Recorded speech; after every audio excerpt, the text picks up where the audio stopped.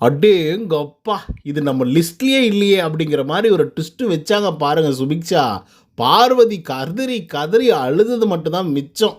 ட்விஸ்ட்டுன்னா twist அப்படி ஒரு twist. இதுக்கப்புறம் கேமு ஃபயர் மோட்ல இருக்க போகுது அப்படிங்கிறதுல மாற்று கருத்தே கிடையாது. ஃபயர் மோடுனா எப்படின்னு நினைக்கிறீங்க? ஒருத்தர கீழ தள்ளி அடிச்சுக்கிற லெவலுக்கு வந்து பார்த்தீங்கன்னா இருக்க போது. ஆல்ரெடி நைட்டே அந்த விஷயங்கள்லாம் பண்ணிட்டாங்க. கமருதீன் திவாகர் அடிக்கிறதுக்கெல்லாம் போயிட்டாப்புலன்னு வச்சுக்கோங்களேன்.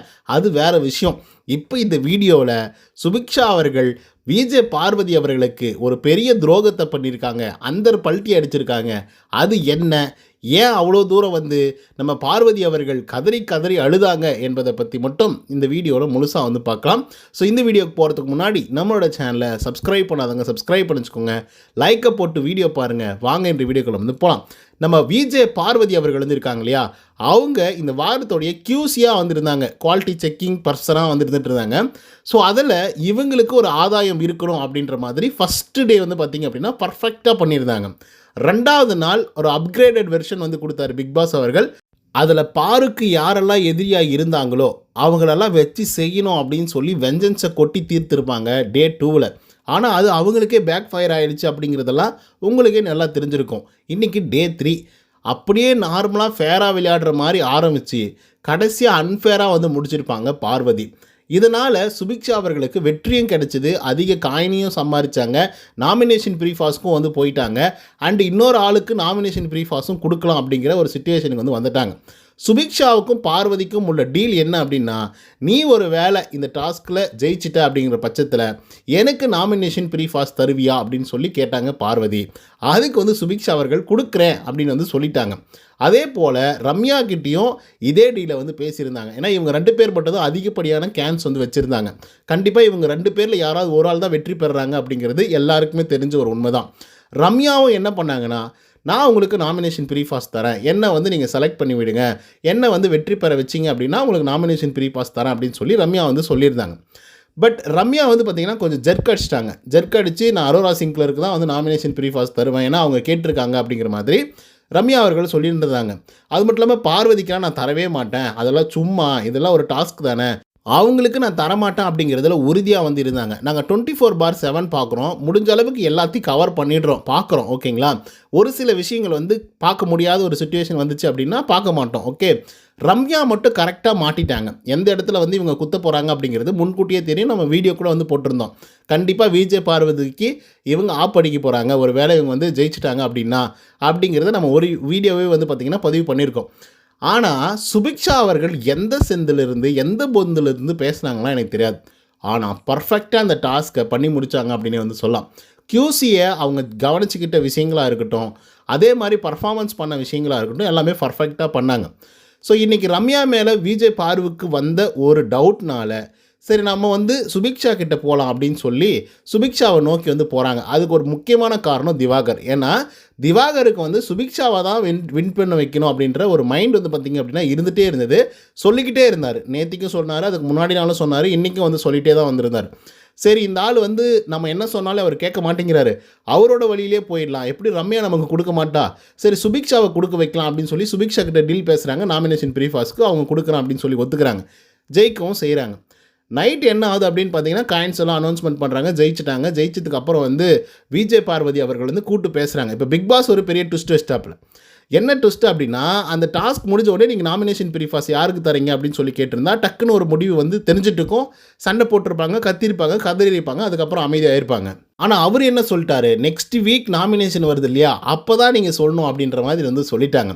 ஆல்ரெடி சுபிக்ஷா வந்து பார்த்தீங்கன்னா கனியக்கா கூட வந்து ஒரு ஒப்பந்தம் வந்து போட்டிருக்காங்க. அது நீங்கள் எபிசோட்லேயே பார்த்துருக்க முடியும். ஆனால் கனியக்கா எனக்கு வேணாம் அப்படின்றத வந்து சொல்லிட்டாங்க.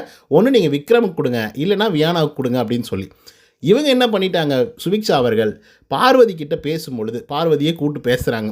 என்னம்மா முடிவு பண்ணிக்கிறேன், எனக்கு நாமினேஷன் ப்ரீஃபாஸ் கொடுத்துருவில்ல, கன்ஃபார்ம் தானே, நான் ரொம்ப கஷ்டப்பட்டிருக்கேன், அடி உத வாங்கியிருக்கேன், எவ்வளோ சார்ஜ் பண்ணிட்டு வந்தாங்க அப்படிங்கிறதெல்லாம் உனக்கு நல்லா தெரிஞ்சிருக்கும், இவ்வளோ ரிஸ்க்கெல்லாம் எடுத்து நான் உனக்காக வந்து உன்னை வெற்றி பெற வச்சுருக்கேன், நாமினேஷன் கொடுக்காமலாம் போயிடாது அப்படின்னு சொல்லி கேட்குறாங்க விஜய் பார்வதி.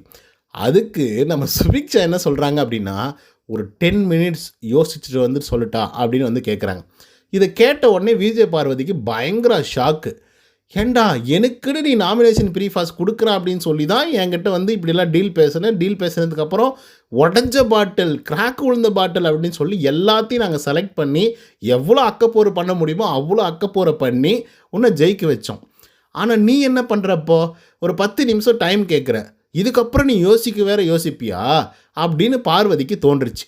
அப்போ டைரெக்டாகவே திரும்பவும் கேட்குறாங்க, நீங்கள் பாரு சும்மாலாம் மழுப்பக்கூடாது ஓகேவா, டைரெக்டாக சொல்லு, தருவியா தரமாட்டியா அப்படின்னு சொன்ன உடனே தரமாட்டேன் அப்படிங்கிறத சொல்லிட்டாங்க. ரீசன் என்ன அப்படின்னா, இவங்க என்ன சொன்னாங்கன்னா, எனக்கு லஞ்சம் வாங்கக்கூடிய ஆஃபீஸர் முக்கியமா, இல்லை எனக்காக உழைச்ச தொழிலாளர்கள் வந்து முக்கியமா அப்படின்னு சொல்லி பார்த்தா, எனக்கு தொழிலாளர்கள் தான் முக்கியம் அப்படிங்கிறத சுபிக்ஷா அவர்கள் வந்து பார்த்திங்க அப்படின்னா சொல்லிட்டாங்க. இதனால் விஜய் பார்வதிக்கு செம்ம காண்டு அப்படி ஒரு காண்டு. ஆனால் உண்மையாலுமே சொல்கிறேன், லாஸ்ட் 2 டேஸாக ரொம்ப ப்ரெஷரை வந்து பார்த்திங்க அப்படின்னா ஹேண்டில் பண்ணியிருந்தாங்க விஜய் பார்வதி. அதுக்கு நம்ம ஆட்ஸாக பண்ணியே தீரணும், அது நெகட்டிவோ பாசிட்டிவோ. ஆனால் ஒட்டுமொத்த பேர் அவ்வளோ அடி அடித்தாலையும் தாங்கி நின்று திரும்பி ரிசைன் பண்ணிட்டு வெளியே போயிட்டு திரும்பியும் உள்ளர வந்தாங்க இல்லையா.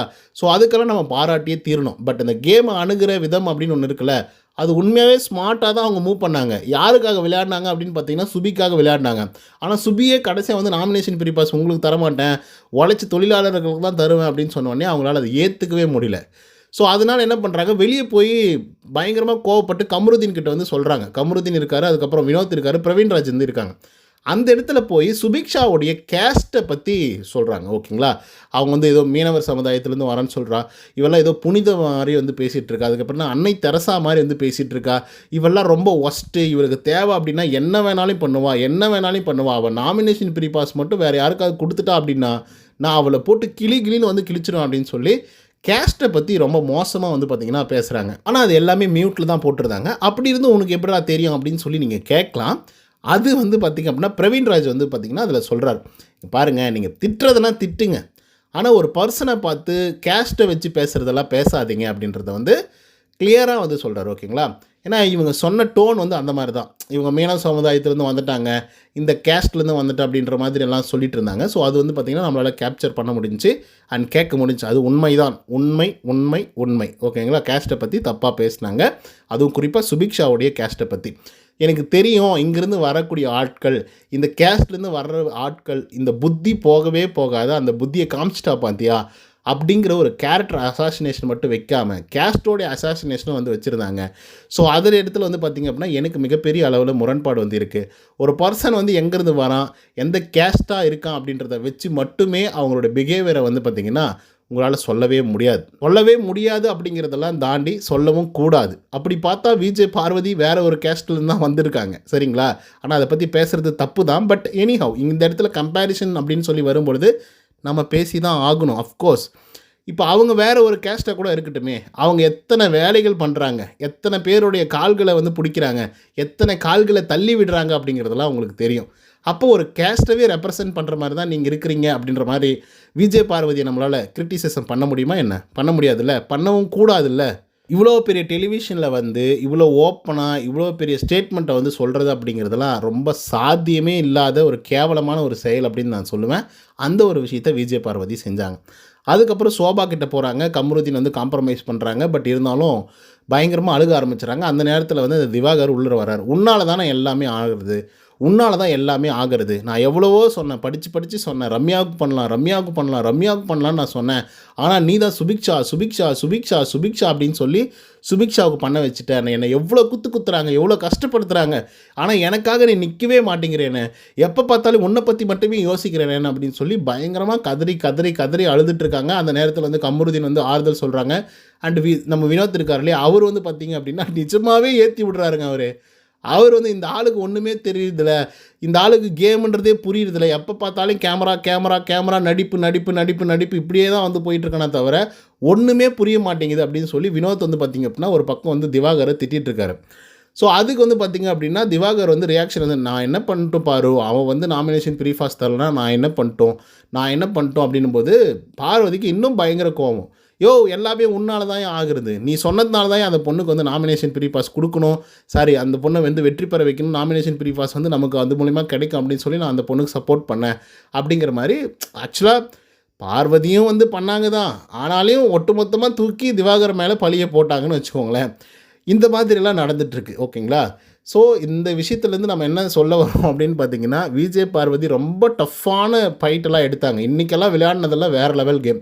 அப்படிலாம் பண்ணி சுபிக்ஷாவை வின் பண்ண வச்சு, ரம்யாவை தோற்கடிக்க வச்சு, கடைசியா நாமினேஷன் ஃப்ரீ பாஸ் பார்வதிக்கு கிடைக்கல அப்படிங்கிறபோது, அவங்களுடைய மனநிலை மொத்தமாக பிளாஸ்ட் ஆகி வெடிக்க ஆரம்பிச்சிருச்சு. ஸோ கத்தி கதற ஆரம்பிச்சிட்டாங்க. பட் அவங்க கஷ்டப்பட்டுட்டாங்க அப்படின்றதுக்காக மட்டுமே அவங்க வந்து நாமினேஷன் ஃப்ரீ பாஸ் கொடுத்தே ஆகணும் அப்படிங்கிற அவசியமும் இல்லை. இது அவங்களுடைய கேம் அண்ட் ஸ்ட்ராட்டஜி சுபிக்ஷாவோடது அப்படின்னே வந்து சொல்லலாம். பட் அதெல்லாம் தாண்டி கேஸ்ட்டை பற்றி பேசுகிறதெல்லாம் ரொம்ப ஒஸ்ட்டாக இருக்குது. பார்வதி ரொம்ப எல்லை தாண்டி வந்து போகிறாங்க. இது வந்து ஏற்றுக்கவே முடியாது. தயவுசெய்து இதை பற்றி அவங்க அட்ரஸ் பண்ணியே தீரணும். இதெல்லாம் தாண்டி அதுக்கு அடுத்த கட்டத்தில் வினோத்துக்கும் திவாகருக்கும் சண்டை, அதே மாதிரி திவாகருக்கும் நம்ம கமருதீன் அவர்களுக்கும் சண்டை, 2 பேரும் அடிச்சுக்கிற லெவலுக்கெல்லாம் போயிருக்காங்க. அதை பற்றி இன்னொரு வீடியோவில் நான் பதிவு பண்ணுறேன். ஸோ இந்த வீடியோ பிடிச்சிருந்தா லைக் அண்ட் சப்ஸ்கிரைப் பண்ண மறந்துடாதீங்க. இன்னொரு தகவலோட சந்திக்கிறேன். until then bye from Uday. நன்றி, வணக்கம்.